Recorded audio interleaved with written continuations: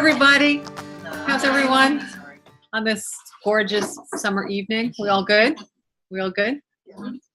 This setup, it makes me feel like a real teacher sitting here. And there's two people I would like to stay after class today. Is Alexis here? Okay, Alexis, I need you to stay after class. And Jay, can you stay after class today too? Okay, I need to talk to each of you, all right? About your last homework assignment. If you could, though, that would be great because I did want to talk to each of you briefly or during the break, okay? All right, terrific. And everybody else, I want to talk to all of you all of the time, so welcome. Tonight is the third in our series of Making Discoveries, where we are exploring the phases of enlightenment. Phases of enlightenment, the reason I term it that is because what we have all come to realize, if you're sitting in this room, at some point you had an aha moment that was life-changing for you. And that aha moment gave you insights into something that goes beyond just the human experience. You sort of had an understanding from intuition or from in some way knowing that the human experience in our physical senses is not all that comprises life. So you just felt like you had some kind of otherworldly knowledge that helped you to reconcile what it's like to be human, or what we're doing here, or what our purpose is, or that it's more than what we might be told it is. So in order for even to have found and discovered each other, and to have found and discovered me as a conduit to you, to that information, then that means you've already experienced some phase of enlightenment. And it sounds like that should not be that difficult because there are so many of them. There are so many aha moments that we have the opportunity to experience while we're here. So it seems like we should all stumble onto one, right? Or two or three or four. But it is kind of a little bit mind-numbing how many people can go from birth to death and spend their entire time in this physical life and not have any of those aha moments where they understand that there's more to life than simply the physical human experience as it's described to us by other people. So the reason I'm doing this series is because my process of enlightenment, wherever I am along the journey, it doesn't really matter where I am along. But what I do know in the 10 years that I've been doing this is that I'm farther along than many, many, many people I meet. That means that I have some ideas and suggestions and possibilities of ways that you can get to the increased happiness that I experience because of this. So if I can provide you with a map and some of the things that you can expect to happen or something that you can set your compass on to allow it to happen, if you set the intention for some of these aha moments to happen in your own life, the gain is never ending. It's self-perpetuating. The greatest thing about enlightenment, or whatever you want to call it, is that it is a one-way street. You cannot unknow something when you have that experience of enlightenment. So it being a one-way street means that you might revisit habits of old, you might visit patterns, you might visit pain of old, and mostly habits and patterns of things that you've been doing all your life. You can visit that, but you can't unknow the new thing that it is that you discovered. Okay, so in the first of the series, what we focused on, the first in the phases of enlightenment, was just the premise that everything happens on earth with purpose. And there are two ways of looking at everything happening with purpose. One is that everything is pre-planned or destined. And the other way of saying that everything happens with purpose is just understanding that everything is meaningful. And as chaos theory has proven to us, that there's nothing random. The idea that things are predestined limits us, because what we're doing is we're handing off our power. We're handing off the source that we have within us, free will, having unconscious memories of being a soul before we were bodies. So if you believe that everything is predestined, that's not what we're talking about everything having purpose. The idea of that first aha moment is to recognize that whatever you're experiencing in this journey, no matter what it is, it happens with you and for you, not at you and to you. There's a unity in this experience. We are collectively with each other, with souls without bodies, with the universe itself, with whatever source you believe is helping to guide you, guides, past loved ones, the universe, whatever source gives you the recognition of our eternal nature.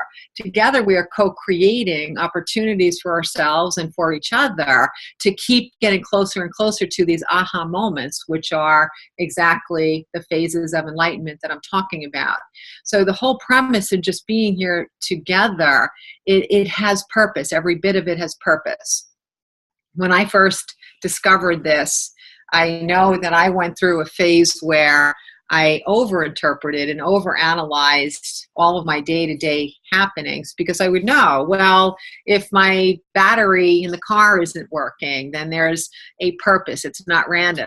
I would know that if I, broke my heel on the way into something, that there was a purpose. So I would be looking for the messages in everything. Why did the glob of toothpaste go on the front of my shirt right before I have to walk in and, go get in the car and go somewhere?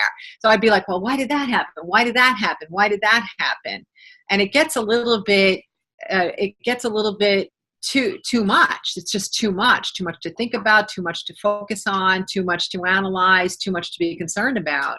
But after you get over that little bit of a phase of why, you can start to see that the important meaning, the way things are unfolding for you specifically, will start to communicate with you a little more directly. And you can start to allow your normal day-to-day experiences, you can start to let them go into the background.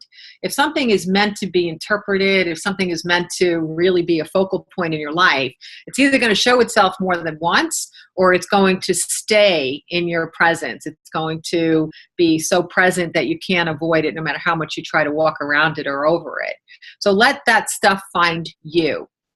And that was the first in the series, was just to recognize this opportunity that we have to allow the universe and our bodies to communicate with us, to keep us on the track of paralleling with our soul's intention.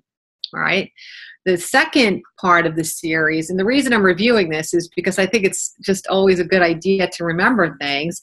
You can have so many moving moments in an evening, or when you read a book, or when you hear something, but it is important that you keep reviewing. Yes, that's right. So your intention is focused on bringing in that which you have left on the floor and didn't fully incorporate yet.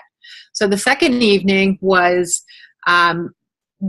in response to all of the people over many, many years who asked me, what was the single greatest change that happened in your life after you first understood that you could connect with guides and sources of information without bodies? What was the greatest change that happened? What was the greatest discovery that you made? That if you could ask everybody in the world to just know this one thing, what would that one thing be?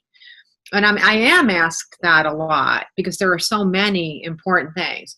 So I started to think about it, and mine, for me, and I do believe that this is true for a lot of people, mine was the acknowledgement, the validation, and the proof that there is another power supporting us, that we are not alone, that we are connected, that we are eternal. When I can see there's such a difference in my clients if they have some kind of trust in the process that they are not alone, in comparison to those who are working toward gaining happiness and to wake up and to have more abundance and more joy and more playfulness and more opportunity to experience their passion when they know that there's help. It's easy to think of it as an invisible help because we don't always see the hand of that source. But when you attune to it and you accept that that source is there, then it becomes far more omnipresent. The more you believe in this truth, the more you know you are not alone, the more you know you have support and guidance, then the more it shows itself to you in some of the most miraculous ways. For me, in my first few years of going through these steps, I found that the more energy I gave to finding the signs, getting the validation that I was not alone, finding the support in the universe when I thought that there was nothing there, the more I was open to it and I stayed focused and paid attention to receiving it and acknowledging it and even being grateful for it. The more I did that, the more I put my energy there, the more it happened. It was really weird. It was really weird.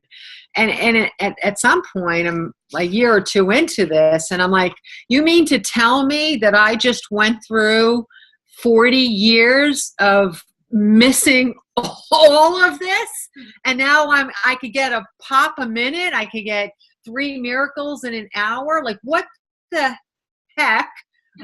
What the heck was I doing for 40 years? What was I doing for 40 years? And why didn't anybody tell me? Why didn't anyone tell me? Why didn't anyone tell me I'm not in this alone? Why didn't anyone tell me that I don't have to suffer? Why didn't anyone tell me that this doesn't have to be this hard? Why didn't anybody ever tell me this? Once I knew it, I was like, wow, life became so much easier. And I have written essays just about the word ease, E-A-S-E, because we don't teach one another that we can live in ease. We just don't. Our collective conversation is still that life is hard. We rally for people that are suffering or are struggling or having multiple challenges, and we support them.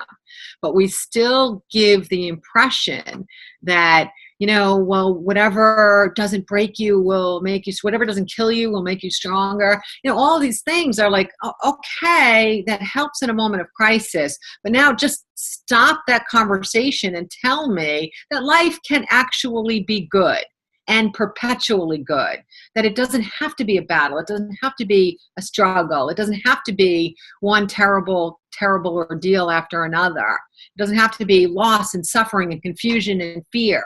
We don't have to live like that. When you come onto this side of enlightenment, then that's how you live. And that's why I do what I do, because I want everyone to be on this side of enlightenment with me, period. That's where I want everyone to be. So tonight is part 3 in our Making Discoveries series. And the teaser I put out there is, what is the one thing we knew before we were born that most of us forget when we get here? You probably all think you have an answer, but I don't know. Do you? I'm going to keep it as a teaser for a few more minutes because I want you to think about it a little bit long. What's the one thing you knew before you were born that you forgot? And when you remember it, at any point in your life, when you remember it, or if you remember it tonight, then it changes your life. You have to learn how to not only recall it, but you have to learn to live it. And that's the hard part, right? But once you learn it, once you know that it's a possibility, then you can begin to take the steps that you make it a daily part of your life, and that you make it a destination that beyond a shadow of a doubt, you're going to get to it and you're going to live it. So I'm still going to tease you on that one for a minute. At some point, we'll take questions from the audience, and we'll take questions from the online audience as well. So keep your questions in your mind. And if something really urgent comes up that you absolutely positively have to ask it in that given minute, just please raise your hand. They'll know how to get in touch with me through the computer if someone at home also thinks that they have to ask a question in the moment. But this is about you. I want you to be fluidly involved in everything that we talk about tonight, because this is about you. And always remember that who's online, who will watch the video one day, and who's in this room, you are the ones that are feeding everything that it is that I focus on. I can have a theme and I can have a topic, but it's you, your higher self, and your guides that create the content for tonight. I've seen this miraculously over and over and over again, that someone is supposed to be here and they wind up not being here. And then it turns out I talk about a topic that I'm very clear they were simply not ready before yet. And the opposite is true too. Crazy, crazy, wonderful things that happen that bring people unexpectedly to be in the room. And then I go directly to a topic that's exactly what they can most benefit from, even though there was some resistance in them coming here to begin with. So you have to understand, I am not anything different in this room than everybody in the room. We're all here. We're all co-creating it. I just happen to be the voice so that I can tap into the energies that support you and give voice to it, individual voice and collective voice. What I wanted to say before I give you the answer of what is that one thing is I want to give evidence about how I always say that enlightenment is a one-way door, that you can't go back. And I want to share a story. And I have mentioned the story on occasion here or there, but in my life, this was the story that made me understand the value of enlightenment, the value of the phases of enlightenment, and the aha moments more than anything else. When I was in those 2 years of discovery, I wasn't much of a TV watcher, but I have a family, so there's TV's on, right? And it's fine. And if I walk through a room, if the TV catches my eye, then, I might pay attention to something because I still want to know what's going on in the world of my family, at least. What are they watching?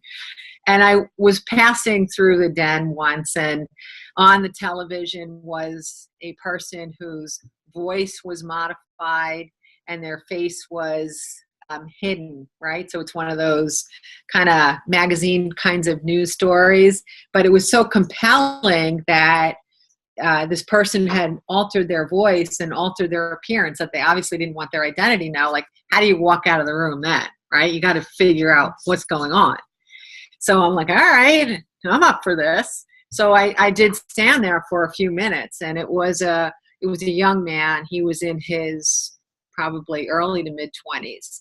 And he was born and raised in a white supremacist society in the United States, where his family and friends and his community were all white supremacists, and this is the entirety of their culture. So in order to be accepted, you regurgitated that which it is you were taught, and in order to remain appreciated or valued, or to not be exiled from that social group, you had to continue to model and demonstrate these kinds of hate and prejudicial thoughts and feelings. So this young man, I don't remember the details of the story exactly, but what I do know is that he was in an accident and he was drowning and there was no one around. It was a river or a stream or a lake or something was going on. And the only people that were nearby there was one black man that came, and he rescued him, saved his life, did mouth to mouth, every single thing that a person could do to save another person's life. Clearly saved his life. Well, this kid walks away from the incident, and it's kind of hard to feel hatred toward blacks when a black person just saved your life and breathed life into your body, the body which you would no longer be connected to had this not happened, right? So as he's walking home, he's feeling love and gratitude and appreciation and bliss and confusion. Like, how could my whole body of information from my lifetime be untrue? But in that 1 second, he threw it all away because it was obviously not true. And when he got back to the people within his community and he shared his experience, he was very, very excited.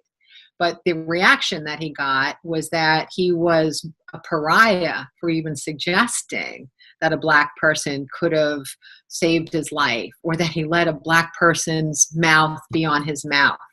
And as soon as he started to see what the reaction was and how they kind of ribbed each other and got themselves going in this conversation of unison, he knew that he could never be a part of that again. He knew it. So what he did was, he happened to be in a bit of a violent community. not, can you be passively supremacist? I don't think so, but they were even more than passively supremacist. And so what he did was he knew he had to extricate himself from this group and start a new life. But he also knew that his life was in danger, because if he rallied against those in his family and his community, they would kill him. There wasn't any doubt in his mind that they would kill him. So he did extricate himself from the community. He changed his identity, and that's the reason why he wouldn't allow himself to be seen.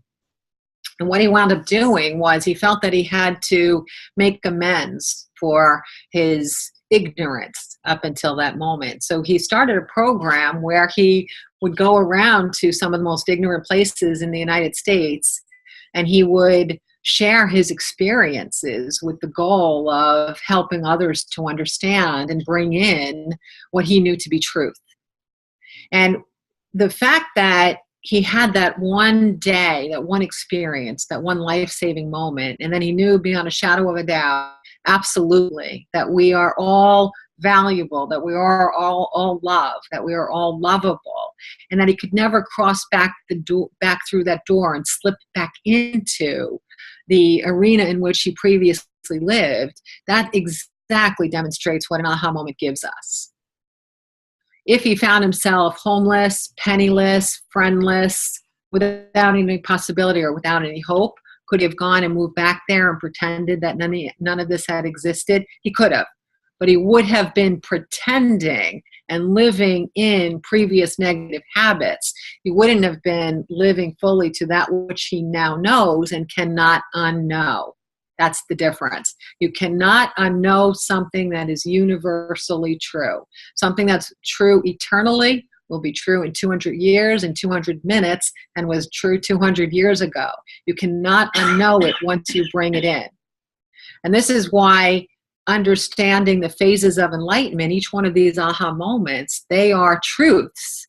And no matter what decade you live in, or no matter what your life experience is, the more of those truths you are able to uncover and to live, the happier your life becomes. And when your life becomes happier, the life of everybody that you come into contact with becomes happier too. Just by the nature of your reactions, your conversations, how you live, what you choose, and who you are. So, do you guys want to know what the most powerful thing was that you forgot when you were born? And it's one of the easiest and one of the hardest. I think that's what makes it so cool. But what it is that you are as important as anything in the universe, and anything in the universe is as important as you. That's what it is that we forget when we're born. Because when we're born, to some degree or another, the universe and our family and our community, unknowingly or intentionally, or a combination of both, will make us feel diminished, will make us feel less than, will make us feel as though we don't matter. And as we are reducing our connection to the self-love that we were born with, we begin to forget that we are as important as everything in the universe, and everything in the universe is as important as us. When I started to hear this from guides and I was really trying to grow my own self-love, I remember thinking, well, that's heady stuff. Like, I'm as important as everything. How could that possibly be? Well, if you think about it, if every person in this room can leave the room tonight and say, I am as important as everything, and everything is as important as me, don't we balance the state of consciousness that we live in so that we are all living in honor of each other, of ourselves, of our planet, of existence itself, of this physical reality? If you know it and I know it, if we both know that we matter as significantly as every other thing, then we will live in honor and respect of everything in existence. So the love you feel for something outside of yourself, and hopefully you've been able to connect with love deeply for something outside of yourself, that love that you feel, that you can express outwardly, you begin to really feel it and possess it for yourself without feeling like you are egoic or egotistical or arrogant, because self-love is not arrogance and it's not ego. Self-love is the knowledge that you are important and the recall of that importance. Growing in self-love gives you a kind of quiet confidence that allows you to energetically be the person you want to be in the world, but also attract in experiences and the people that are going to continue to help your life get better and stronger and more happy and more purposeful. A lot of people mistake self-love for arrogance. What arrogance is it's overcompensation for a lack of self-love. A person who models arrogance truly does not live on a foundation of fully loving themselves. They feel diminished. I don't feel judgmental about that arrogance because I recognize that whatever diminished their self-love, that had to be tough for them, that there was a struggle or someone or many people were unkind, that they didn't let them know how important or significant they were. And that's crummy. You didn't like it when it happened to you. Why would we feel a lack of compassion for it happening to someone else? But what it is, it's living within the illusion that if I pretend I'm better than others, then eventually I'm going to maybe think that I am at least okay. Maybe I can recover what I lost by overblowing what I really truly think about myself. So arrogance is not self-love. Self-love is confidence. Self-love is respecting that you do matter as much as everything else, and that everything else does matter as much as you.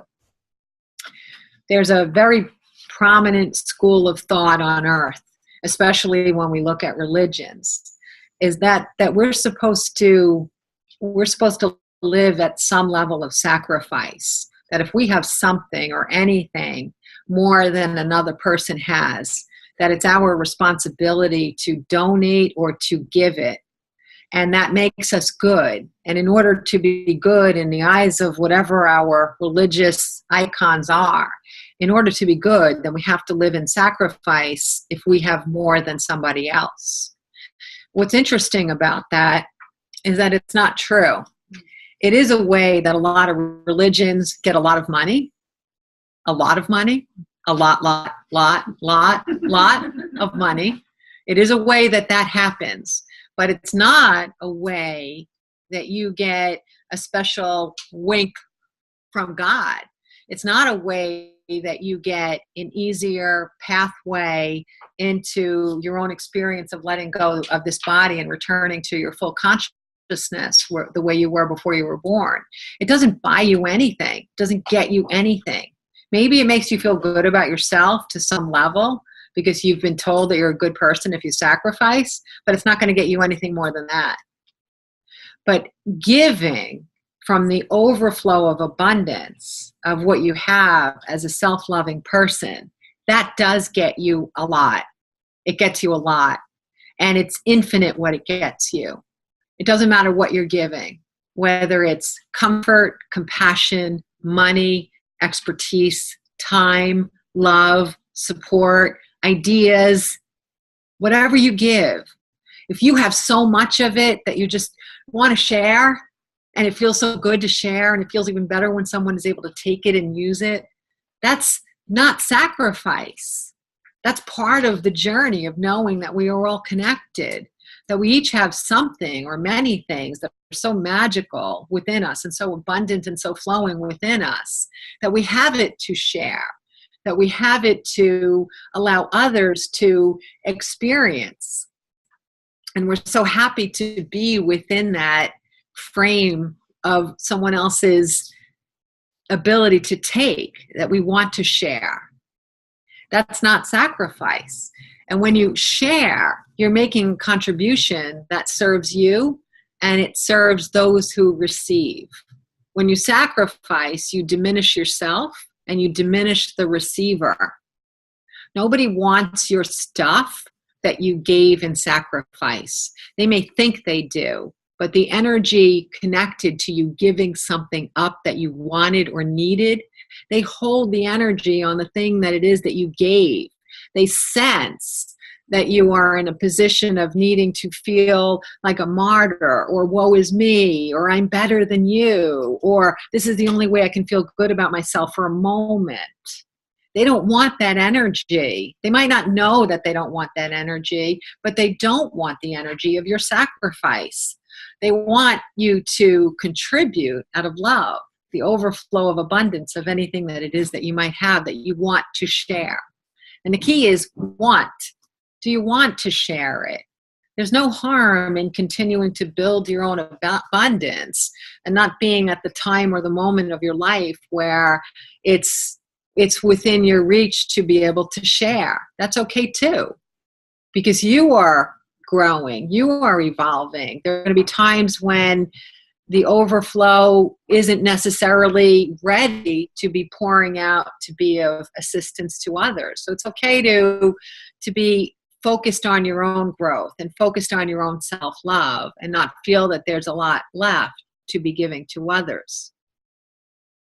Does that mean that we can't give everything if we want? No. If you truly decide that what's going to make you so happy is to give everything and then to continue to give, but out of the energy of joy and love and contribution, then just keep giving if that makes you happy. In the nature of what I do, I have a lot of people ask me things to help interpret something in history or to interpret a person's contribution, a person that's well known.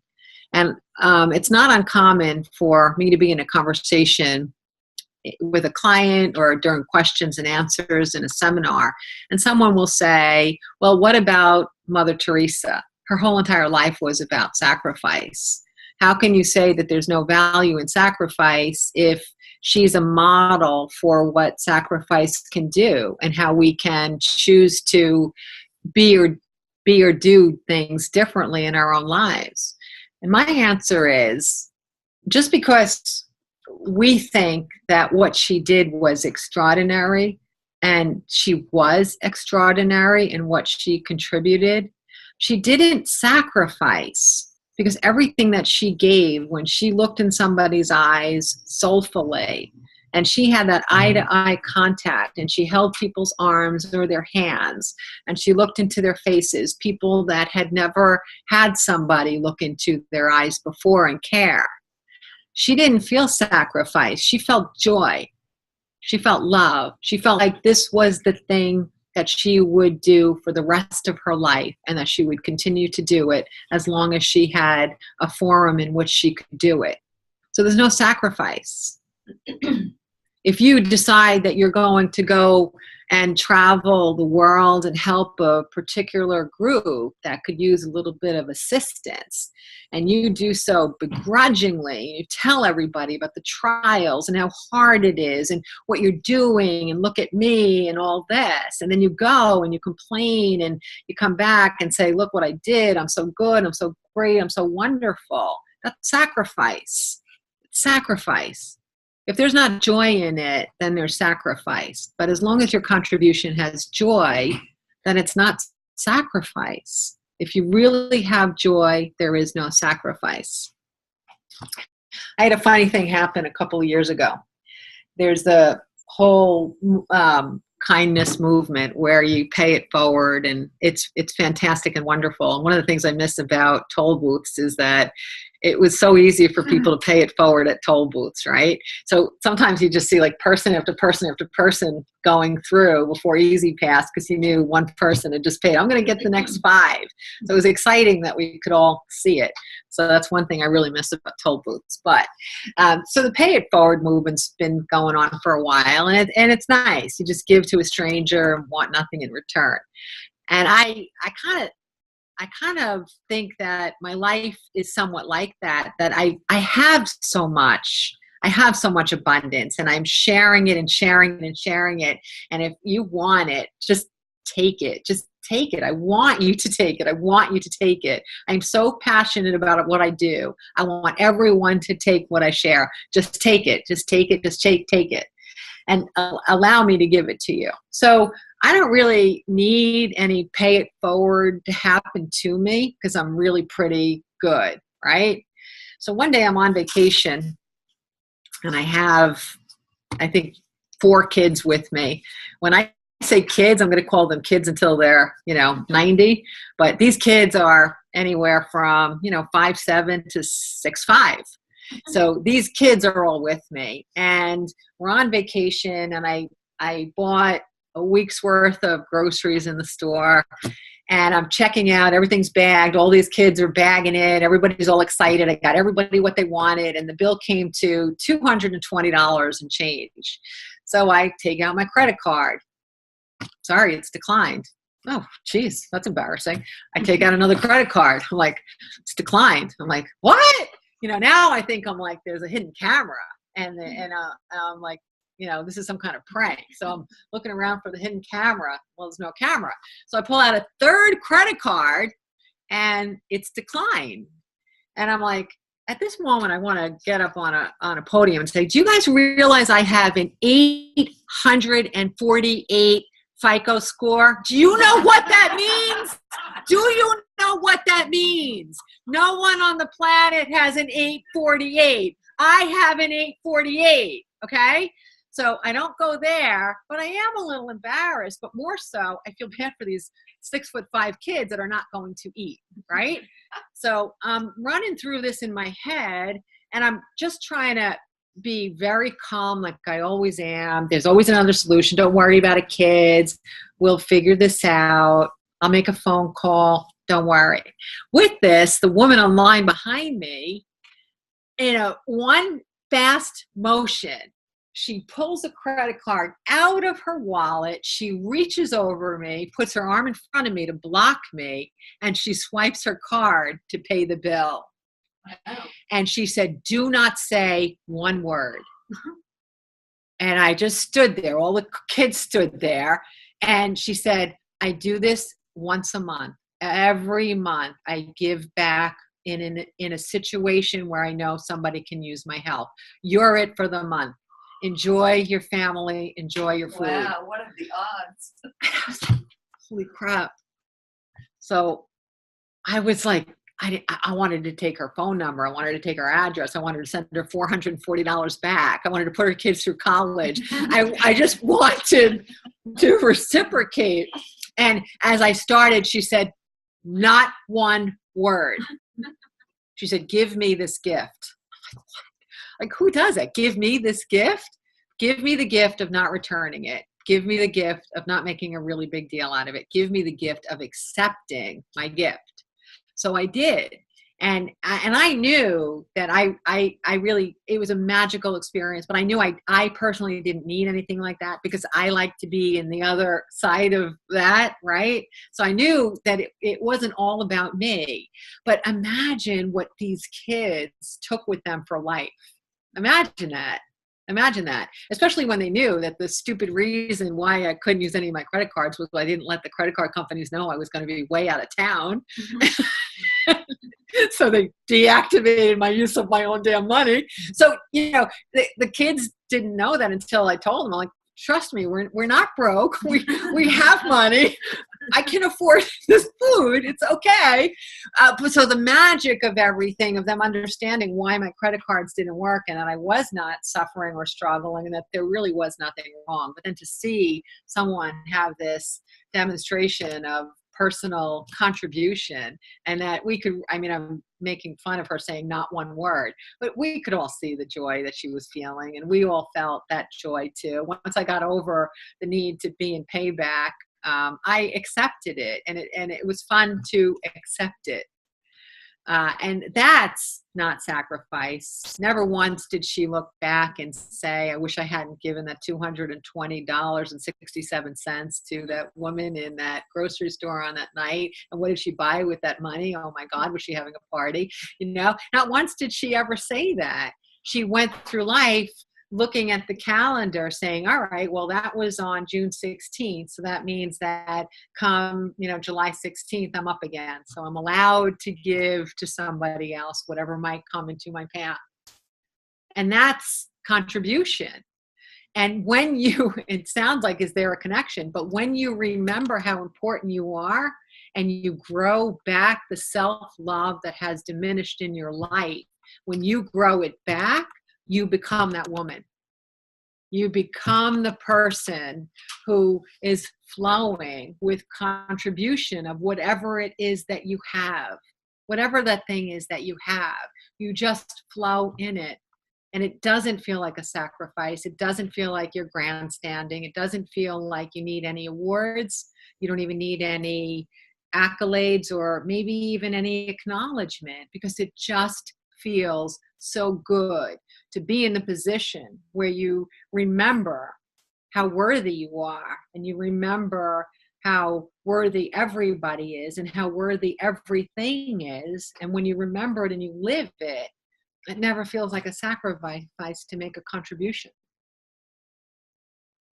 I love when I look around and I see so many people nodding, because I know that you get it. I know that you get it.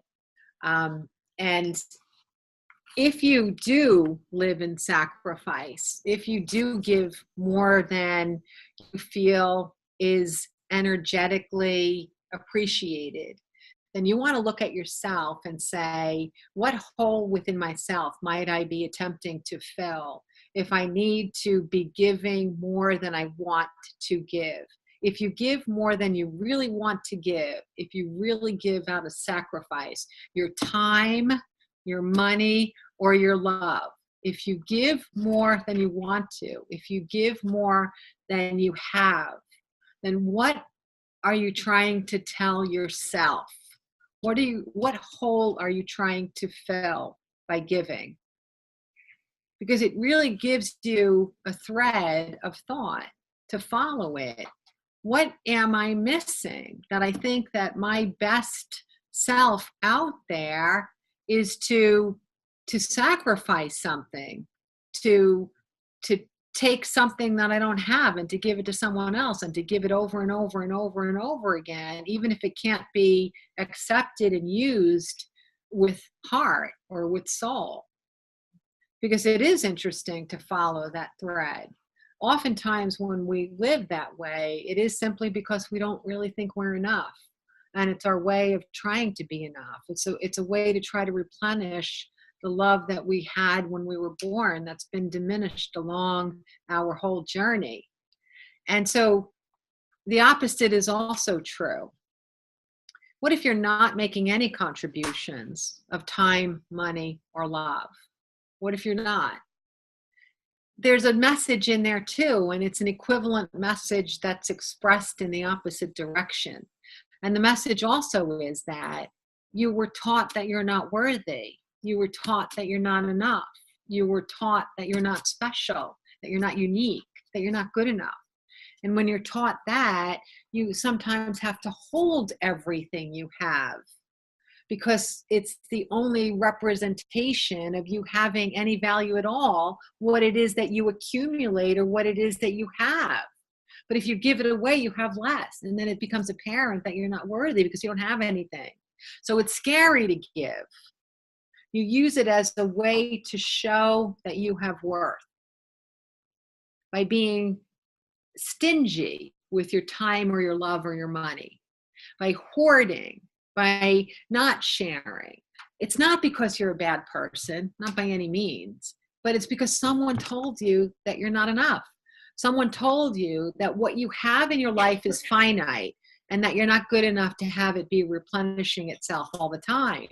So you have to hold on to everything you got because there's nothing to replace it. So when you get something, don't let it go. Don't share it. Don't give it. And if the only thing you've got that you can imagine you have maybe you don't feel like you've got any love to give, or you don't feel like you have any money to give or objects or anything, but you can still be stingy with your time then. Don't give anybody any time, because that way you're holding on to the one thing that you have. So you could see the difference and you could feel the difference between what it feels like to be in a position of loving yourself and how you operate in the world. And then how it feels to be depleted and how you operate in the world. Wouldn't you rather feel and know that you're abundant and that you're part of the collective and the equation of we all give, we all take, we all give, and we all receive? When everybody loves themselves, everyone loves themselves, there'll be balance in having enough resources of all of those things, time, money, and love, where no one is living in scarcity of any type. There is enough in this universe for us all to have every need met. The amount of love that's out there, the amount of time that's here, the amount of resources and food and housing, all of this, it's abundant on earth. But as we're fighting over resources, as we're trying to prove that we're worthy, we're not sharing in the flow. This is not a conversation about politics. It's about that there is a natural abundance. And when we are all flowing with that abundance, and when we each love ourselves fully, we will recognize that there is more than enough on this planet for everybody all the time, for everyone to be happy.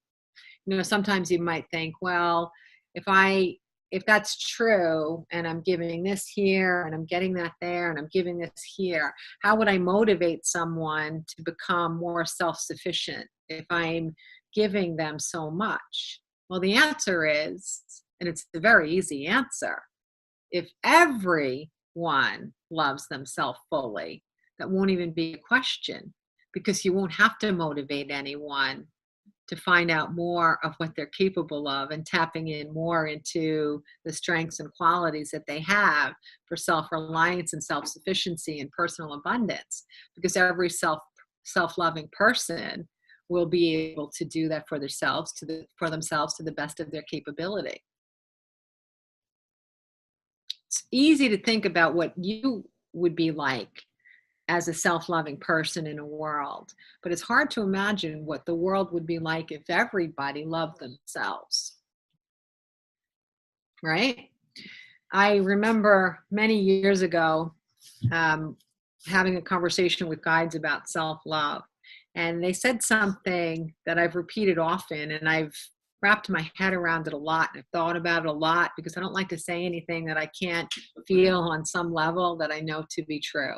I don't want to share something if I'm not feeling it, if it's not resonating with me, or if I have not yet proven it to myself physically or spiritually. And one of the things that was said is that if everyone on earth loves themselves fully, there will be no more war, there will be no more prisons, there will be no more addictions, and there will be no more hospitals. It's kind of a big thought. If everyone loves themselves fully, there will be no more war. Okay, I can see that. No more prison? Well, don't we still have to separate those who are behaving egregiously? No. Self-loving people don't behave egregiously because there's nothing for them to fight. There's no one for them to fight.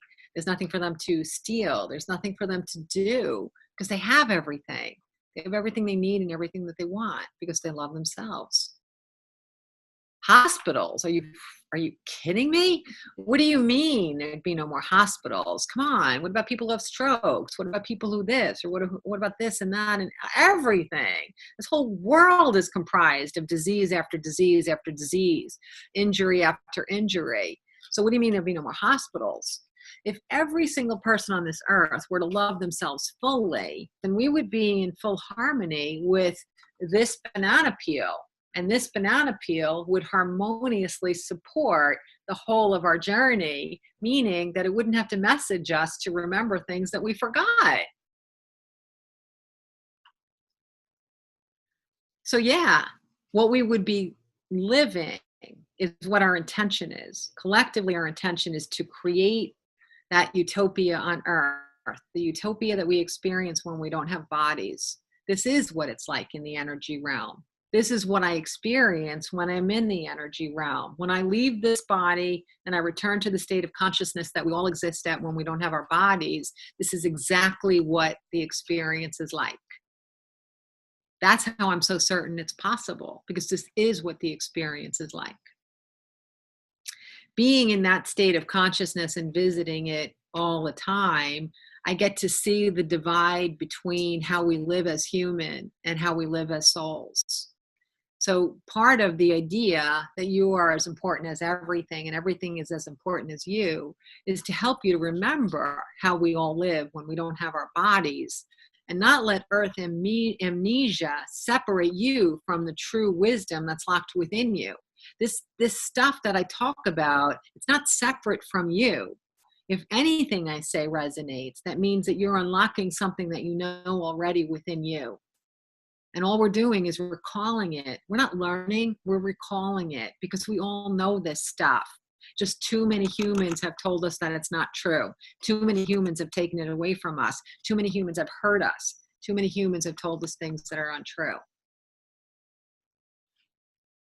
And we continue to do that. We continue to tell untruths to each other. We continue to tell people that they're not enough.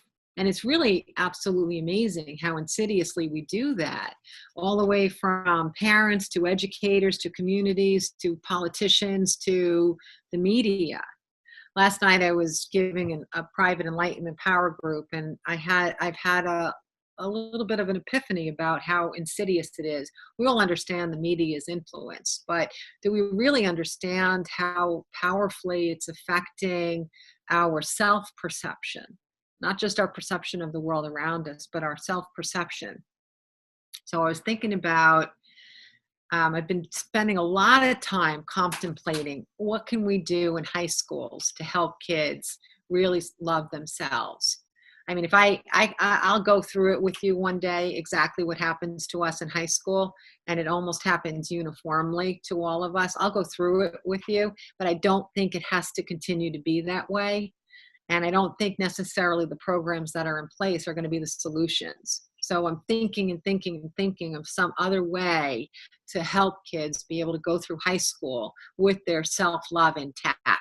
Okay? It diminishes and diminishes and diminishes through elementary. It gets tromped on, stomped on, beat up in middle school. And then in high school, you're lucky if you hold on to a thread of it. It's just a little tiny thread, right? Even those that you think have it all. It's just a thread that they're holding on to. So I'm like, well, what can I do? What can I do? What can I do? I do have an idea, and I'll hopefully share it with you before the end of the night. And hopefully there'll be someone that can run with my idea, because I can't do everything.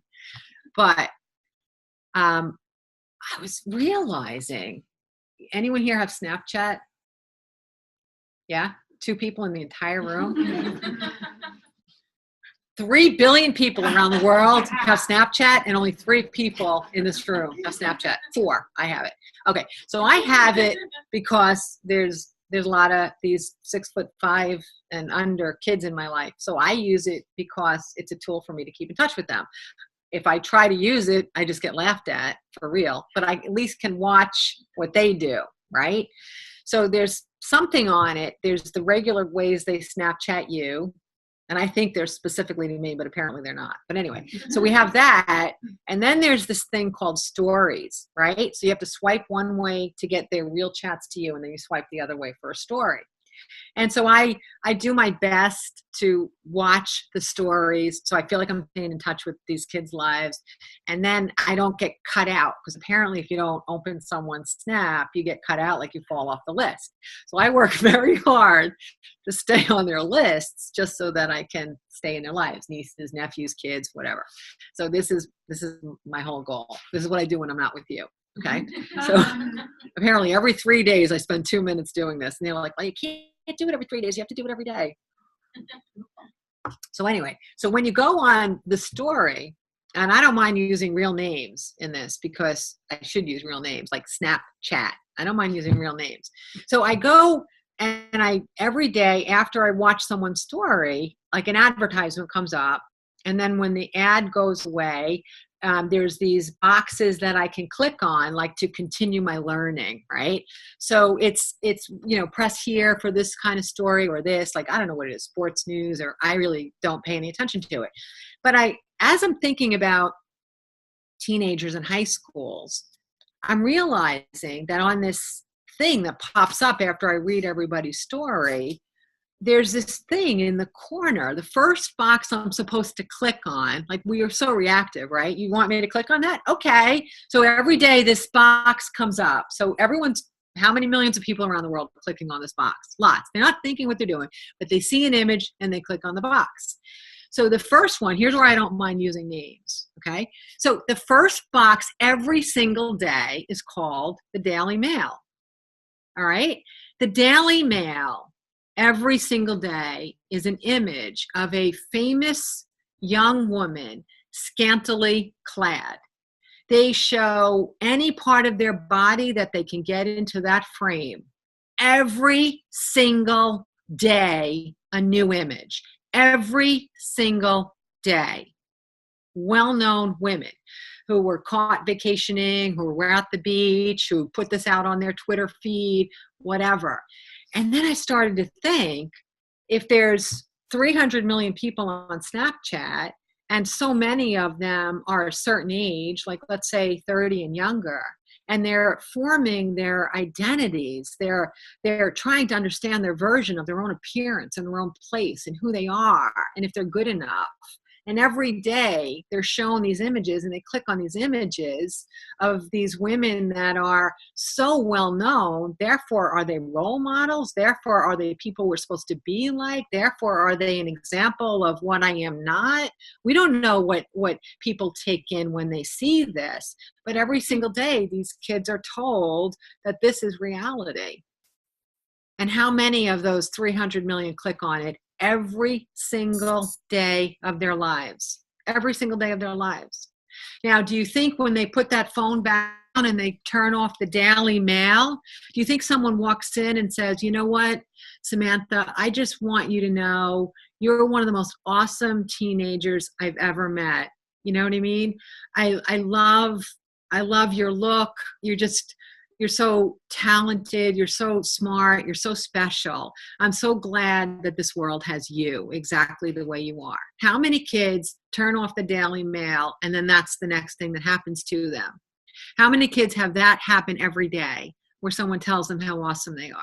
How many on this planet? How many kids have that experience? How many have that one day in a month? But those are still the same kids that get to press on the Daily Mail every single day by someone that thinks that's what kids should be absorbing and digesting and putting their focus and their energy and their time into. Every day they see that, and many times a day, because we see how kids use social media. So they're not being even hit with it once a day, they're being hit with it multiple times a day. So we together, those who are growing in self-love, we have the great privilege of being able to help anyone that thinks that that's a version of who they should be, or thinking that that's a version of someone that they will never be, therefore they are not enough.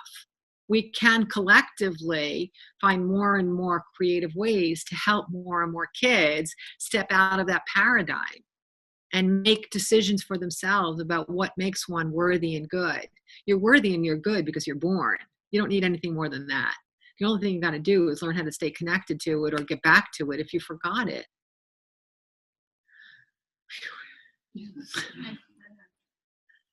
And I'll tell you what my thing is that I came up with. But in the meantime, before we take a break, I want to share a story because it's an ongoing topic that we have here. If everyone remembers Jay's story about having styrofoam beautifully removed from one of her favorite excellent food stores. Yay, again, we celebrate you. I got an email this week from someone who watches each month from outside of Philly. And she said that she was really inspired by what she saw about the styrofoam story and about your version of what you did with the styrofoam story. And so she told me that there's this, really cool smoothie shop, the whole 9 yards, healthy, organic, just brilliantly bountiful with nutrition. And she stops there on occasion before she goes to work and picks something up. And after she saw the last video, she said, she saw on the counter, suggestions, how are we doing? So she took a form and she filled it out and she wrote her contact information. She said, absolutely love your stuff. Wish you'd move away from styrofoam so I could continue to support you. 2 days later, absolutely love your food. It is fantastic. Wish you would move away from styrofoam so I could continue to support you. Wrote her name, her email address, and her phone number every single time she went in. Mm-hmm. She finally got a phone call saying, listen, we're not using styrofoam anymore. And she's like, wow. So you're a part of that, right? And it's the ripple. That's awesome. Isn't that awesome? Well, I was really cool. And I did tell her, I wrote back and I said, listen, hi.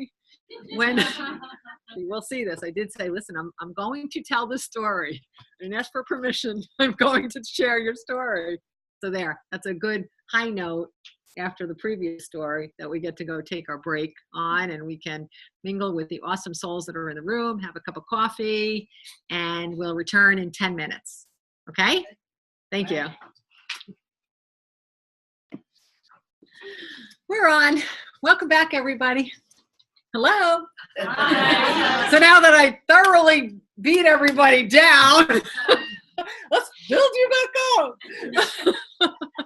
Sorry about that. At least I left on a styrofoam high note, right? Okay, before we kick off the second half, does anybody have any questions online or here about the content of the first?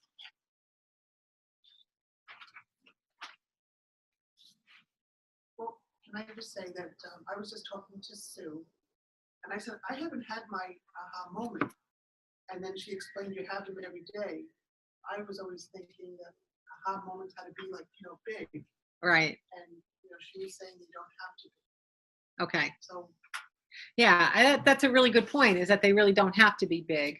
I think that there's a moment in our lives when we make a decision that we want to live more in harmony with who we truly are, and not live like we feel like we're always swimming upriver. Usually there's something big that happens that makes us make that decision, right? Whatever it is, it's a big event. It's something that you just know that is changing you. And what comes with it is maybe even a hidden aha moment, but it changes your perception about what are your priorities. But once you make that first step into recognizing that you have power of choice in your own life, then little aha moments come on a regular basis, simply because living to the knowingness that you have power over your own life brings you up close to aha moments on a regular basis, right? When I don't know why, listen, I don't know why I say some of the things I do, except that when we take a break, someone comes and tells me, you said that for me. Then I know why I said exactly what I said, even if I feel like I went off topic. I really didn't go off topic. But one of the things that happens in the process of enlightenment is that most people, and I say most because I don't like to be absolute about these things, but most people, but it probably is all, when they have their first few aha moments, and they're getting closer to the vibration of love, they remarkably become more judgmental and more cantankerous and more like, what the hell's the matter with you people, And then they'll come to me and they'll be like, I don't get it. I'm like, I'm doing this, I'm doing that. I feel so much better. I'm more optimistic. I'm more free. I feel like I'm living in my power, and all this great stuff is happening, but I just I can't stand people anymore. They're all so annoying and they're so negative, and people are so negative. I can't stand how negative they are. I'm like, all right, settle down. But what happens is, and as soon as I help someone to understand that feeling of an increase in their judgmentalness, is what it is. It's a derivative of getting closer to the vibration of love. Means you have more of a knowingness of how we can be, or what we really are by nature. And it makes us less tolerant to see how far collectively humanity is from that ideal, from being loving and caring and collectively appreciative of one another and each other's experiences. So what it really is that you've now glimpsed at something that's far better than where you used to live. And when the divide gets larger like that, the disparity between where you are and where you were, it's so obvious that you're a little bit shocked by how poorly humanity is playing out this particular journey right now. So it's really just that you're feeling disheartened, but what you're doing is you're trying to reconcile your decision to not want to stay there anymore, and to recognize that there's a way to surround yourself with people and places and things and experiences that allow you to be at the new state of vibration that you have discovered. Okay. So I always find it really funny that people who are on this path of enlightenment and they're so proud of themselves and the things that they're learning and their aha moments and the things that they're doing, that they wind up being like, why am I so judgmental? Why do I just hate all people now when some people I used to like? And that's the reason. And eventually what you do is you start to reconcile being at a higher vibration and being witness to those that are still in their more early infantile even discovery phases, and you accept that they are doing the best that they can where they are, as you used to before you had your own aha moments. Okay. Yeah. And the other part too is, in my intuition development classes, one of the things that I teach is how to knowingly connect with your guides and messages and support and auto writing and journeying to the energy realm. We work on all this stuff all the time. And so a lot of people are so successful at it, and very, very quickly, that it becomes their normal state of being. So what they do is they start to feel like they're disconnected because the big aha moments aren't happening anymore. So what I explain is that it's not that the aha moments aren't happening anymore. It's that you're living at such a heightened plane that your life is in a new state of bliss. So you just got used to being happy, which is a good thing. You accept it. You're not fighting happiness anymore. Most of us, when we reach a new level of happiness, what we do is we'll sabotage it, because our tendencies to habitually return to a state of vibration or a state of energy that represented the greatest pain that we ever had, not the greatest bliss that we ever had. So there's this draw, there's this pull to keep returning to that state. So when you actually get up there, you might feel like you're having less miracles happen on a regular basis, or the aha moments aren't as profound. It's not that. It's just that you've integrated so many of them. You're living in a vibration where you can expect perpetual goodness and perpetual happiness for the most part. Okay? Does that answer your question and the ones that the rest of you didn't ask that were answered through me anyway? So that's it. So sometimes, getting back to the word ease, sometimes the process of enlightenment, some of the steps of it are actually easy. They come with ease. It doesn't make them any less powerful. It doesn't make them any less important. And it doesn't make it any less essential in the development of your soul, no matter what lifetime you're in. Every phase of enlightenment, we're all going to hit them at some time or another, either in this lifetime or another. It happens to all of us. The challenge is most of us postpone the discoveries for several thousand years. So we keep coming back and doing it over and over and over again, because we haven't allowed the aha moment to become integrated into our being. Now, I think that if I choose to come back to this planet again after this earth life, I don't know that I'm going to have quite as many discoveries to make. So I think I should be able to have a relatively happy course, regardless of what circumstances I'm born into, because I won't buy into the collective conversation that says that life is hard, or, you have to have pain in order to have gain, all these things that we say to each other. I don't think I'm going to be a part of that collective conversation. I don't choose to be. Okay. How about online? Let's see. Do we have a question online? I can figure this out all by myself. I have a helper. There we go. Good. I figured it out.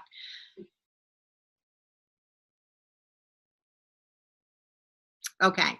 This is related to something that we talked about last time in how to connect with our guides. Last month, when we were talking about the fact that we are eternal and we have guides that we can understand in a visceral way, physically, we can understand how they're a part of our lives. And the exercise that I gave last month was to choose 3 symbols, choose a source in which to communicate those symbols with, and ask them to connect with you using those symbols in any way, whether it's in the physical, whether it's in writing, whether it's in a dream, but to try to help you understand the actuality of their presence, not the theoretical presence of them in your life, but how they really are there, and use these symbols. So this young lady is asking, I used the symbols, I tried it, and I didn't feel like anything came through. So are some souls not interested in connecting that way?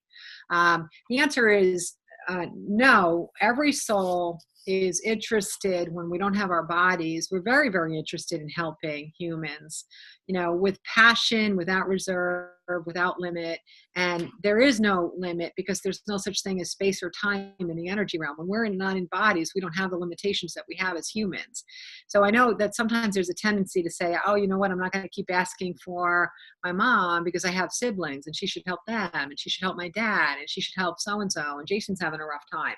It's not like that. When we don't have a body, we can help as many people as we want to. We can be guiding 100,000 people if that floats our boat.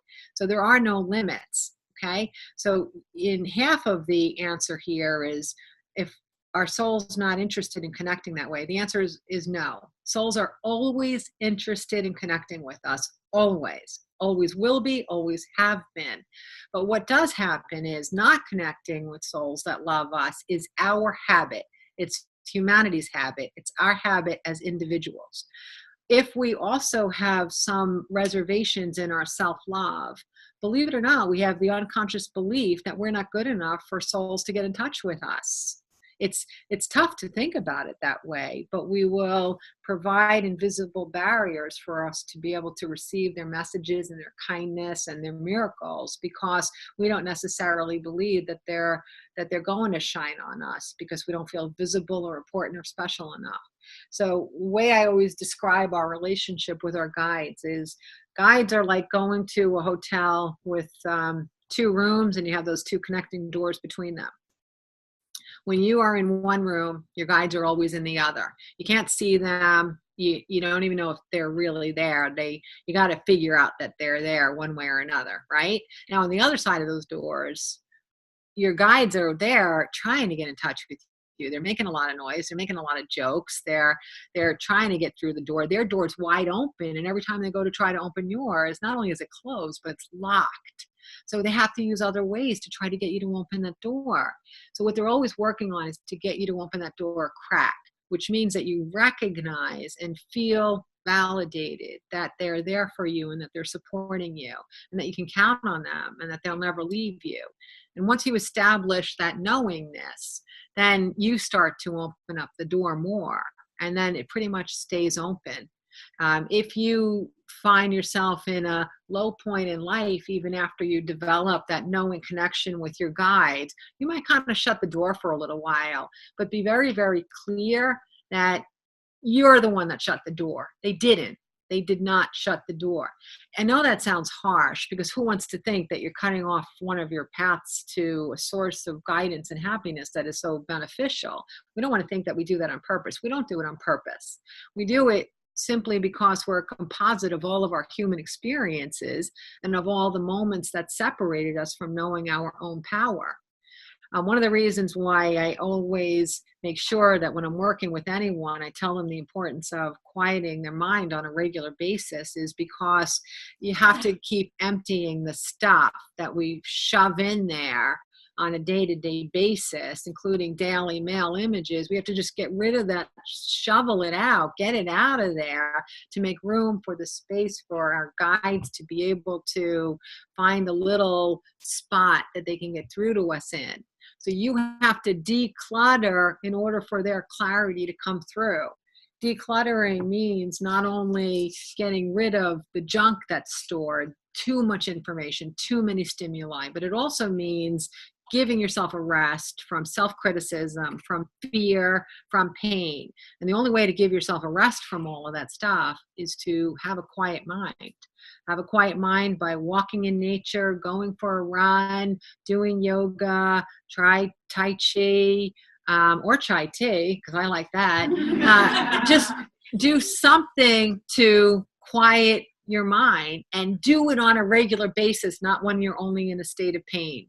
If you wait till you're in a state of pain, you wind up waiting till the gangrene sets in to the broken limb and then going to the doctor and saying, fix the broken limb and fix the gangrene. Well, now you got gangrene. Why didn't you come a few weeks ago? Do you see what I'm saying? So if you quiet your mind on a regular basis, you never get to the point that the disconnect feels so thorough to you. Okay. And then as a practical answer to her, because I want to definitely leave her with something that she can use. If your first 3 symbols that you gave weren't really working, then hey, screw it. Pick 3 more. Pick 10 more. Whatever you need to do, your guides are right there with you. They're listening. They want to connect with you. You do whatever it takes for you to have those first really seminal, deep, meaningful moments where you know their presence beyond a shadow of a doubt. You do what you can do to get them. They're doing everything that they can do to get to you. So you got to make that a happy home and a welcome path for them to come into. Okay? Good? Good? Okay, good. All right, anyone else? All right, we're good? Okay, so now, there's messages. That means that I might have another question. I'm doing the best I can with technology. Read the question. I should have read it. I think I paraphrased it really well, right? Okay, hopefully I did. Yes, I think I did. I'll do better next time. Okay, so now that we know that the most important thing that we knew before we were born and that we want to recall is that we are as important as everything and everything is as important as us. What do we do with that knowledge and that seed? How can we really start to live to that? How can we grow that? How can we develop it? Okay. The first thing that we have to always remember in any pathway is that there is a story that you live by. That story has been told to you often and reinforced by multiple sources. If that story is not a loving story, if it doesn't begin to tap into the fact that you are important and special and lovable and unique and original and talented and limitless, if that story doesn't tap into those truths, then you have to dissect that story. You got to tear that story down and tear it apart until you can recognize how it's just not at all connected to the truth of who you are. Okay, this month's essay that I wrote, I did talk about this, is like some of the things that we hear from people and the effect that they have in the long run about what our version of ourselves becomes. And so these stories that we have in the head where I'm not smart, I'm not pretty, I'm not talented enough, I'm not athletic, I can't do this, I can't do that, I'll never have money, things never go my way, I'll never have the love of my life. These stories that we tell ourselves, they've been simply suggested to us by people who are also not remembering how lovable that they are. So when we're in a state of being disconnected from our love of self, we tend to pass those messages on to someone else. And the whole world does that. Anyone that's not living in self-love passes non-self-loving messages on to others. And they perpetuate the idea that you are not enough. Because that's just the only frame of reference that they have. So when you start to tear away at the story, you have to give it a new story. And the easiest way to do that is if something that is in your head is cruel or mean or diminishing or unkind in any way, write it down. Don't just think it, but write down the opposite of whatever that story is in your head. Whatever it is. And it could be about multiple facets of your life or personality or or past, or it could be one theme that runs through the thread of your entire journey here. But it's really important that you write down the opposite, because you have to give yourself as a human a place to go. You have to give yourself a place to focus on. Okay. And I'll start with a story. I had one example of one client. So this client was running a business, multi-million-dollar business. And every time I did sessions with her, it wasn't anything that she said, but I knew that she had a story about herself, that she wasn't smart enough. I knew it. I just knew it. That's what I do. That's what I do. So I just knew it. So I know this. And whenever I get an opportunity, I do try to have her come to the realization that that's the story. But, it's not for me to feed suggestions about what someone's opinion is of themselves. It's to help, I'm to elicit your knowledge of your own opinion or perspective about anybody or anything, including yourself. So at one point she says, well, I only have my associate's degree. And all of a sudden, every little bit that I sensed about her it all lined up. And I realized that she lives her life feeling that because she only has her associate's degree in a world where her business operates in a business environment where people have master's and bachelor's degrees, she felt so quietly diminished. And that's what she's projecting into all of her interactions. Okay. So as soon as she was able to say why she felt like she wasn't enough or why she wasn't smart enough, what we did was we created the true version of who she is. And what we started to do was we started to recognize her achievements. We recognized her building of the business. We recognized how she finds solutions.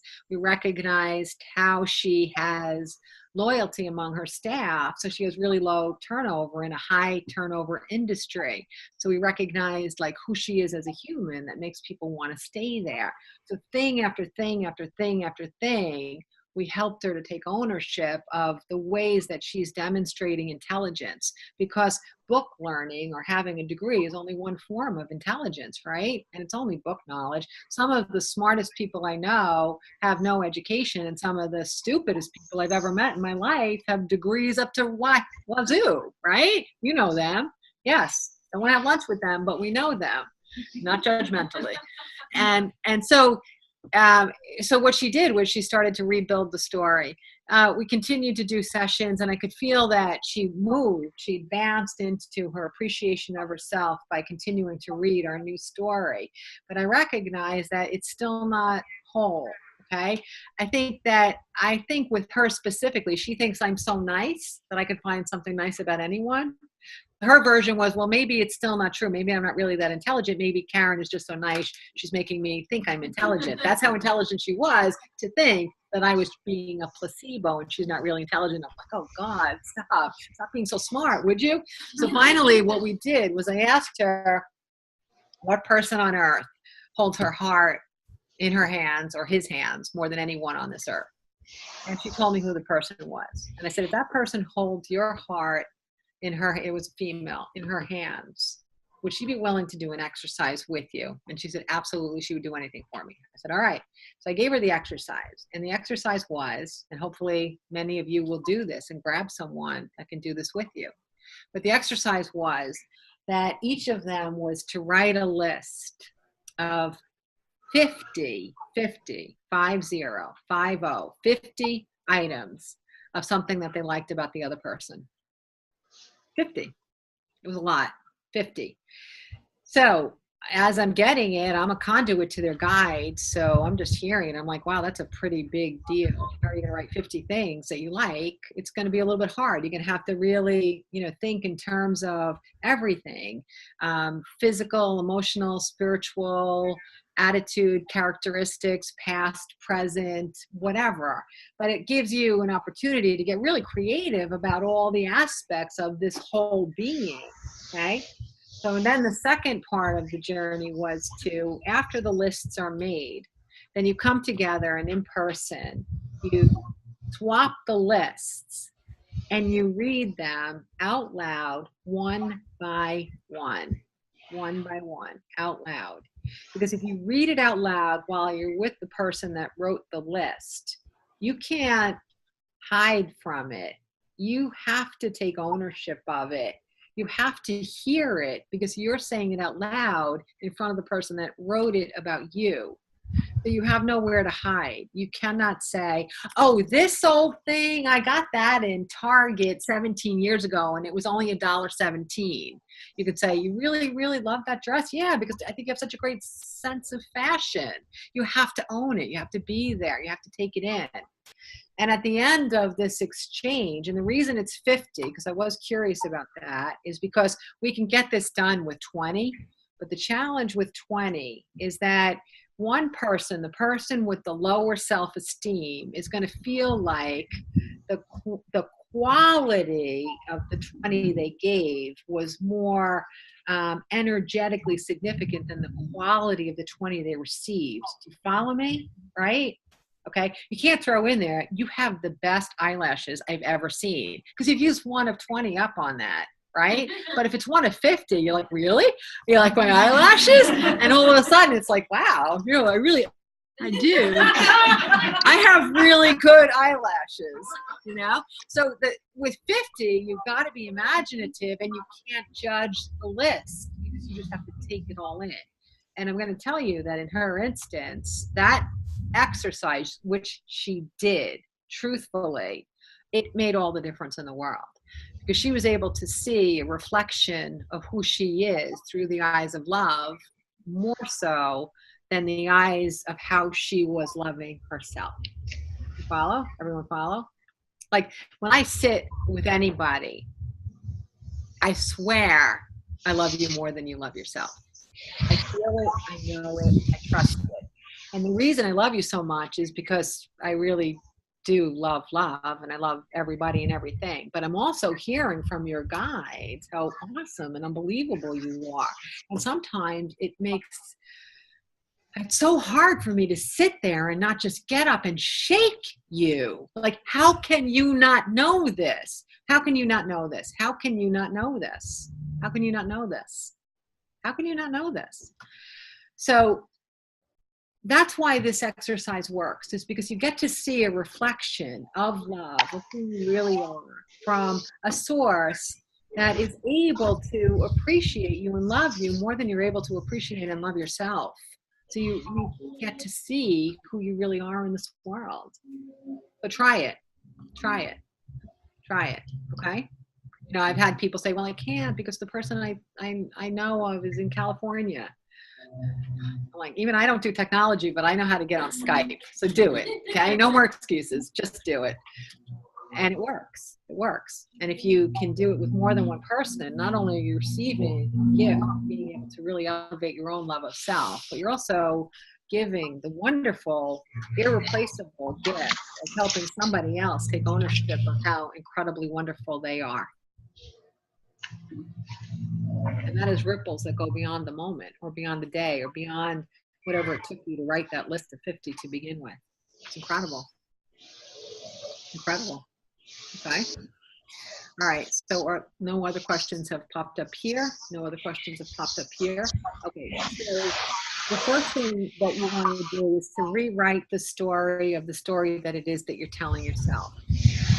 And as you are growing back your self-love, reread the new version, whatever it is. I am smart. I am capable. I am fearless. I am strong. Write a list of your achievements. Write a list of the people who have given you compliments that came from the heart so that you can see the reflection outside of you that shows and demonstrates the nature of who you really are, how you affect somebody. So you write that story and you keep rereading the story and you replace the things that you were told that were not true about yourself, anything that's negative, anything that's less than, and you replace it with the true version of exactly how amazing and wonderful you really are. One thing I always find very interesting is,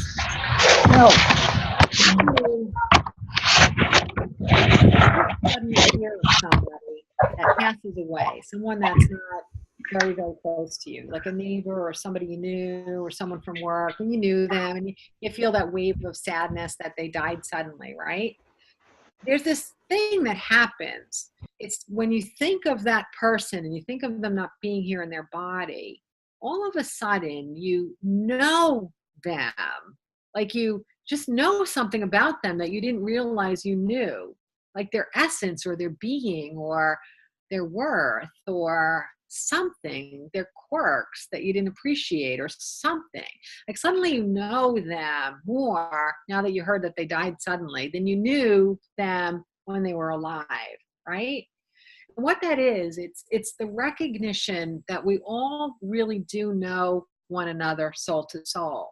And that thing that you get when someone leaves their body unexpectedly, like understanding who they are, understanding who the whole person is. And you even get this little bit of like, wow, I can't believe he's just not going to be here anymore.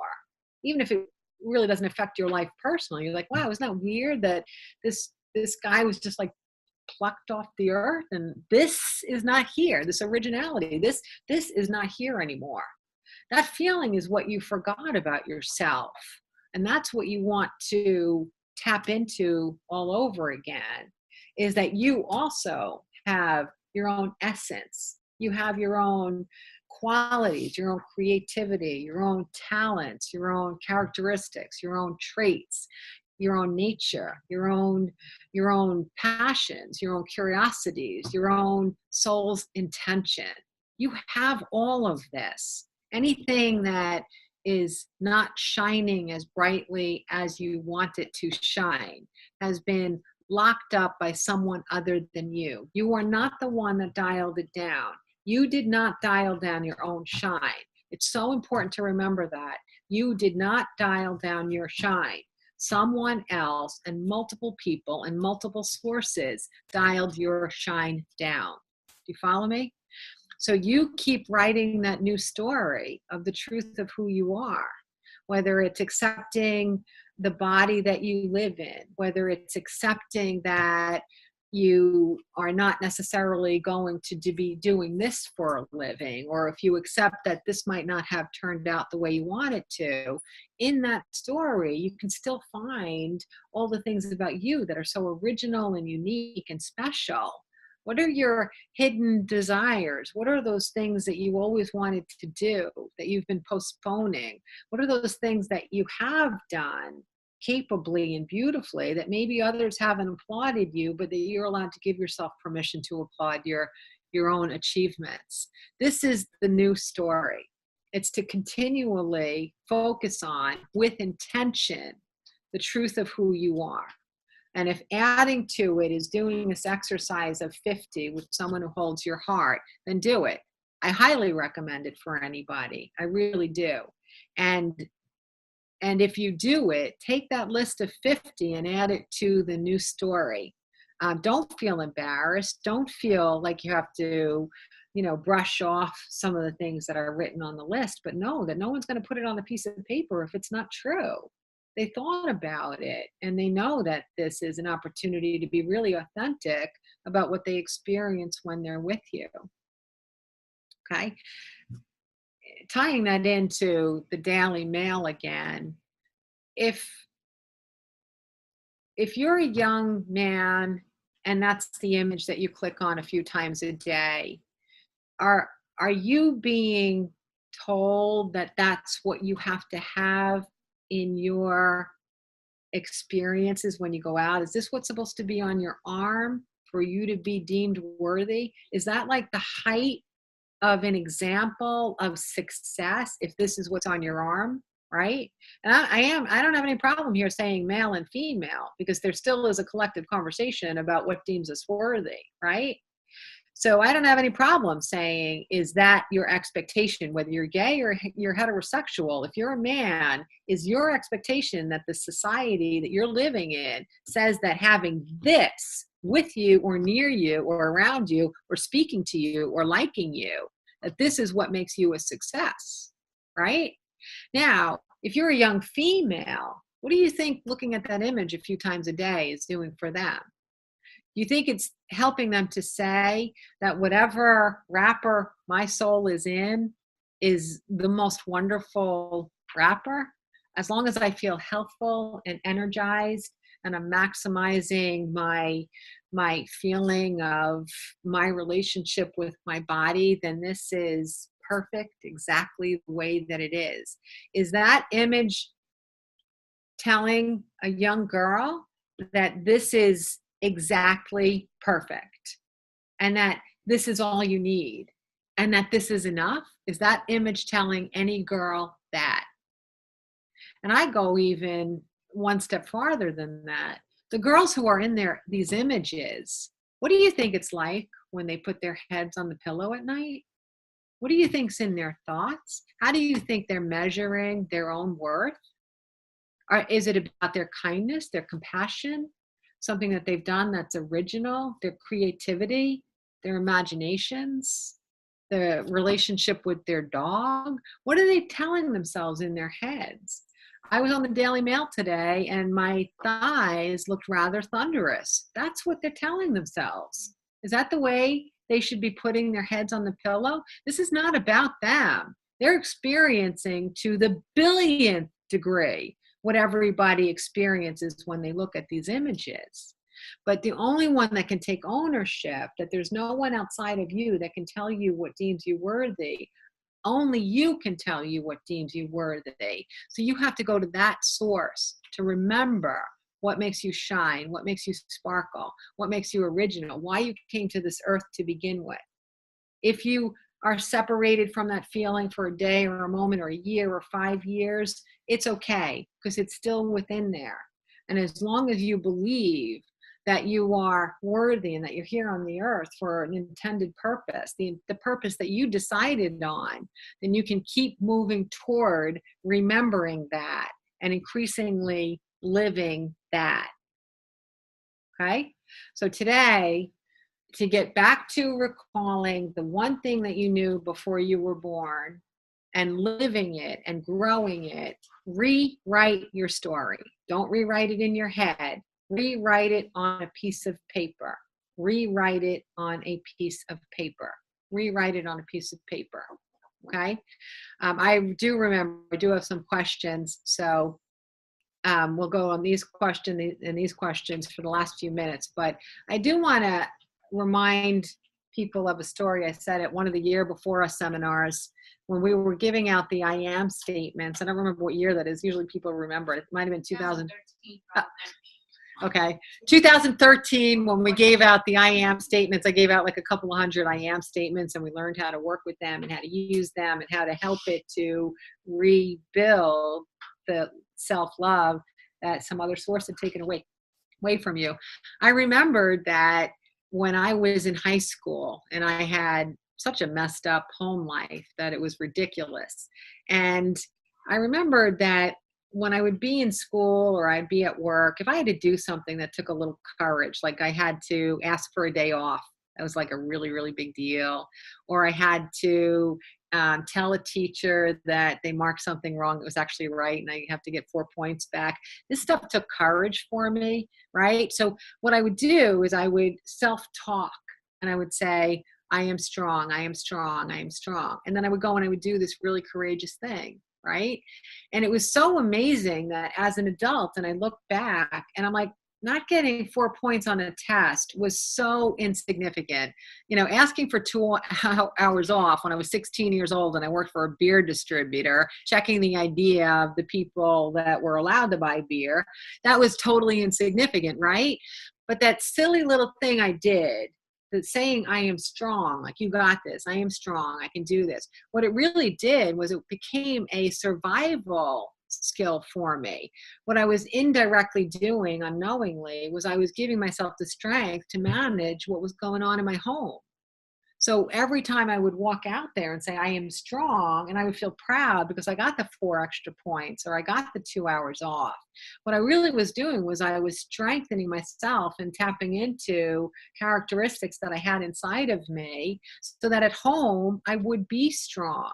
I didn't have the knowledge to know that my life was such a mess, but how could it teenager know that? You can't. You're living your only frame of reference of your reality. You can't be impartial and say that this is messy.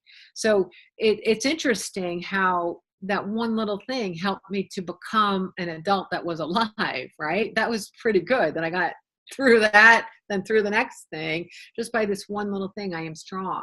So if that could do that for me, and I didn't even realize I was using some technique, could you imagine what this story can do for you? When you write down the full version of yourself, when you write down the truth of yourself, how powerful can that be?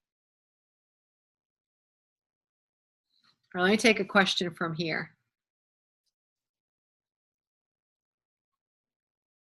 The first question is, do we ask for 50 things someone loves about me, live or in writing, or does it matter?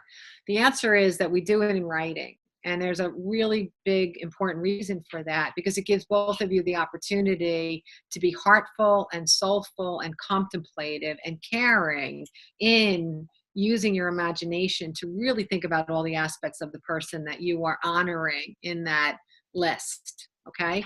And then it also gives fluidity to the conversation of sharing the list, that there's nothing going on where some person is trying to scramble for number 48 while the other one is still rattling off 12. So you put it in writing before you come together, because it has more meaning if each person has put care and love into it. They're really going to do their best to honor that this is a gift that they're giving you today and that they're giving you for life, to diminish all the non-gifts that were not given to you. All right. Okay, let's see. In today, I haven't read it ahead. In today's contentious political climate, we have a contentious political climate? Gosh, I hadn't really noticed that. Are there any exercises you can share about how to practice love for those who you don't know or agree with? That's a really, really, really good question. What I have learned in the political arena is that the universe is always trying to help us to elevate our ability to connect with the vibration of love. And sometimes they do it in the absence of being in that vibration at all. And sometimes they do it by allowing us to feel how cool it is to feel love and warmth and compassion. So the extremes that we may be managing outside of ourselves right now, it's a necessary part of the way the pendulum swings in order for us to regain our view of what our priorities are. And our priorities are always love. We may forget it to one degree or another, but love is always our priority. And in the absence of the vibration of love, sometimes we recall it even more. So what I remember is that it's important to recognize that when we live in honor and when we live in self-love, we also live in honor of not only our plant community, our animal community, each other, the environment, the way things are today, but we also live in harmony and in honor of ideas. When there are ideas that are different than us, they may make us recognize our preference for some of our own thoughts and our own views. But if we live in honor in the fact that we're all allowed to have a lot of different ideas and that we're all headed into the same space in this age of accelerated enlightenment, then you want to respect that sometimes we have to go lower in order to all go higher together. So you might not agree with an idea, but it doesn't necessarily need you to diminish your belief that everybody is still lovable, even if they hold an idea that's separate from yours. Okay? And going back to the original story that I said about the white supremacist, you know, it's very easy that if we had met him before his life was saved, that we could just feel hatred for him. And maybe we would feel violent hatred for him. But would that cure anything? Would hatred or violence cure anything? Would that bring him to an aha moment? Would that bring him to recall something that he knew before he was born? No. The only thing that would help him recall something that he knew before he was born is love. That's the only thing that will ever work is love. That's the only thing that ever works.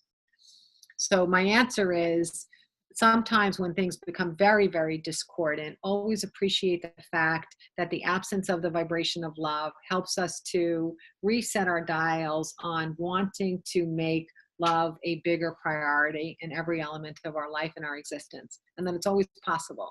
Okay. Any questions here?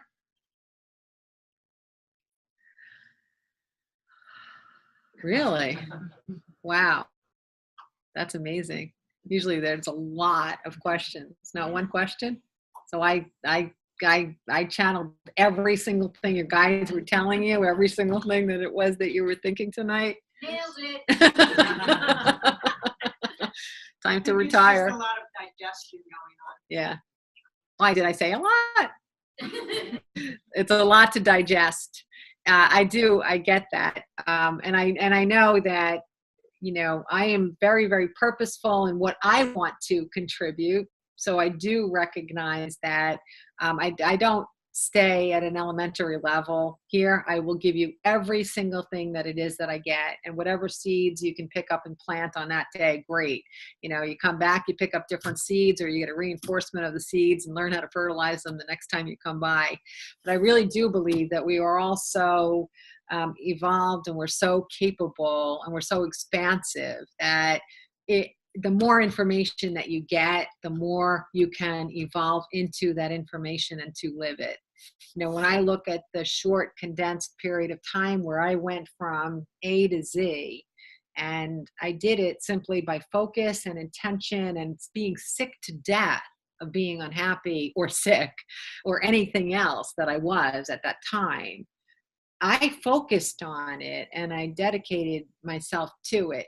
When I suggest an exercise, the only reason I'm suggesting it to you is not because I want to hear myself talk, but because I've already done it and it already worked. It's not because I think it sounds like a really cool idea. It's because it's effective. You know, I like I said, like I want to shake people and remind them of who they are and what I'm hearing about you. And I want you to take it in and I want you to own it. I also want to, you know, compel you to do the exercises, compel you to go back to what made sense to you tonight, and to do one less thing that's not supporting your happiness and do one more thing that is supporting your happiness, to just simply turn your focus over here. Because when you do those things, those little things add up and they get bigger and bigger and bigger, and they become the whole of your life. They become the whole of your life. And that's the goal.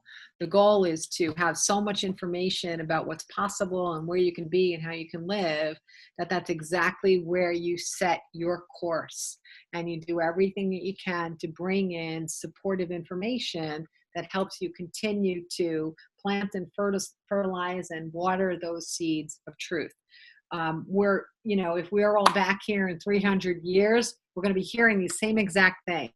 But if you integrate them now, you're going to be contributing these things, right? Isn't that right? You're going to come back and you're going to be the one that's sharing and sharing and sharing and sharing and sharing and sharing to the point that it's almost unstoppable. Like you can't do anything but share, and you just know it. You just know it. You feel it. And that is the essence of your being. Okay. Yes. When is the next seminar? And a viewer said, "Thank you so much." Oh, the question was, when is my next seminar? And a viewer said, "Thank you so much." Thank you to who said, "Thank you so much." Great job tonight. Thank you. Okay, thank you for the question. Also, my next seminar here, the Enlightenment Power Group that I hold every month, we have made the decision to turn September's over to continue with the Making Discoveries seminars. We really do have a lot of people online, and the feedback is just incredible. It absolutely is incredible. People who are sharing the videos, rewatching the videos, having seminal moments, having life-changing experiences. And I think more so than our EPGs we're providing seems to be the maybe method of delivery where people are able to take in the information. So I will be doing September's on September 12th here in the same exact setting and online.